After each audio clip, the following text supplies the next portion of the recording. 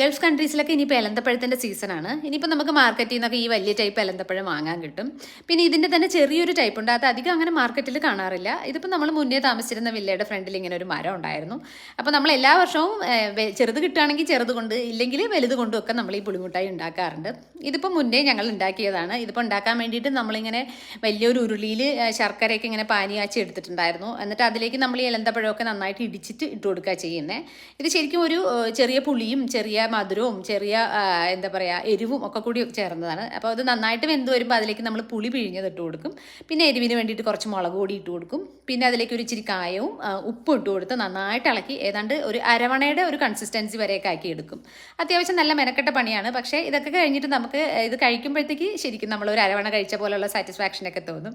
പിന്നെ നൊസ്റ്റാൾജി വിട്ടൊരു കളിയില്ലാത്തത് കൊണ്ട് നമ്മളിങ്ങനെ പാക്കറ്റിലൊക്കെ ആക്കിയിട്ട് കുട്ടികൾക്കൊക്കെ കാണിച്ചു കൊടുക്കും. പണ്ട് ഞങ്ങൾ ഇങ്ങനെയൊക്കെ മേടിക്കാറുണ്ട് എന്നൊക്കെ പറഞ്ഞൊക്കെ കൊടുക്കാറുണ്ട്.